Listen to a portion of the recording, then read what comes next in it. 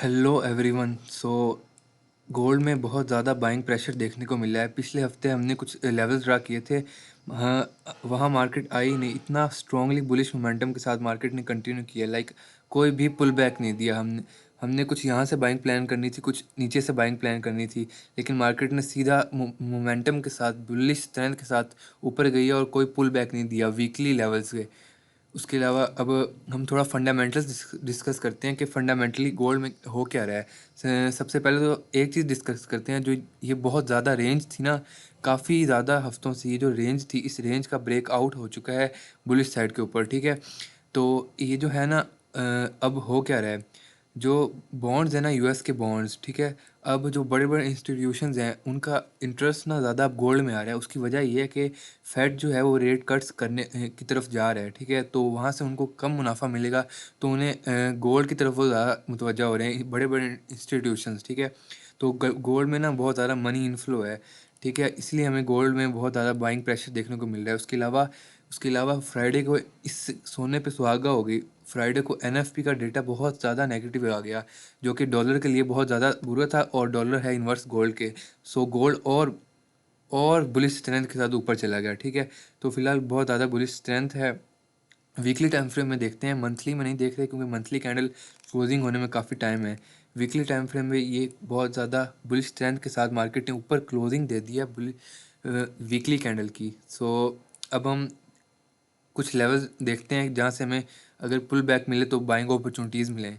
एक तो सबसे अच्छा लेवल ये है फ़िलहाल, ये मार्केट ने मल्टीपल टाइम्स यहाँ से रिजेक्शन ली थी और इसको बुलिश ट्रेंड के साथ ब्रेकआउट कर दिया है। ठीक है, रेजिस्टेंस ना अब एक्ट एज अ सपोर्ट करेगी। एक और बात है यहाँ, मार्केट ने अगर डेली में अगर बुलिश कैंडल इस लेवल पे बना दी ना और सस्टेन कर लिया ये लेवल, तो हमें कई हफ्तों और महीनों तक इस लेवल से नीचे मार्केट देखने को नहीं मिलेगी।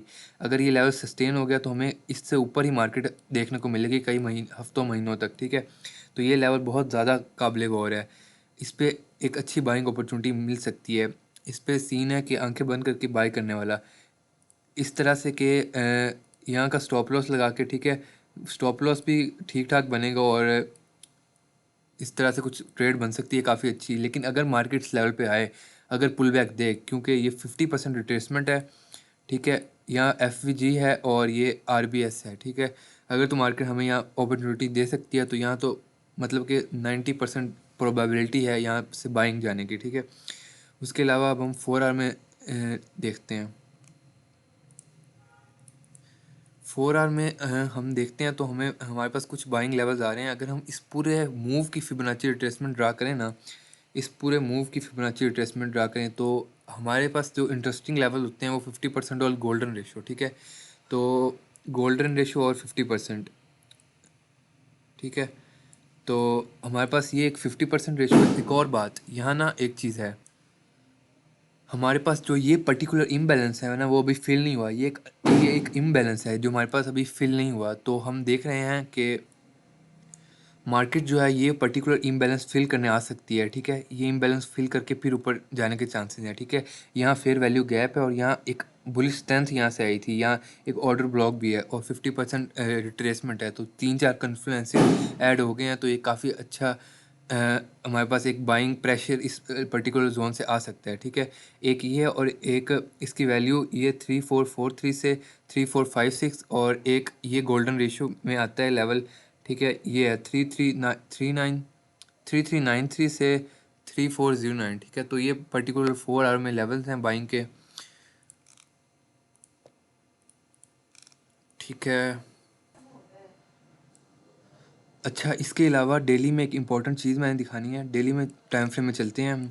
हमारे पास ना जो ये पर्टिकुलर एक है EMA, मूविंग एवरेज एक्सपोनेंशियल। ठीक है, ये एक इसकी लाइन है। ठीक है, ये हमें ये 20 है, ये 50 है, ये 100, ये 200। ये हमें पता ही होगा, पास्ट 20 डेज़ की मूविंग एवरेज को ना कंबाइन करके दिखाती है, और इसी तरह सो ऑन। ठीक है, तो अभी ये इस मूविंग एवरेज से प्राइस बहुत ही ज़्यादा दूर है। ठीक है, तो ये एक रिट्रेसमेंट दिखा रहा है कि रिट्रेसमेंट आनी चाहिए मार्केट में इस EMA के करीब। ठीक है, क्योंकि अगर हम पास में देखें तो जब भी मार्केट इस 2050 EMA से आती है ना करीब, तो हमें एक रिजेक्शन देखने को मिलती है टू द अपसाइड। ठीक है, तो अब इस कहीं लेवल पे हमें 20-50 ईएम में कंबाइन हो जाए तो हमारे पास ये भी कन्फ्लुएंस आ जाएगा डेली में, ठीक है? तो इसको फिलहाल रिमूव करते हैं। ठीक है, अब हम 1 आवर के टाइम फ्रेम में चलते हैं। 1 आवर के टाइम फ्रेम भी एक बाइंग ज़ोन है। सबसे पहले 1 आवर के टाइम फ्रेम पे एक ट्रेंड लाइन डिस्कस करते हैं।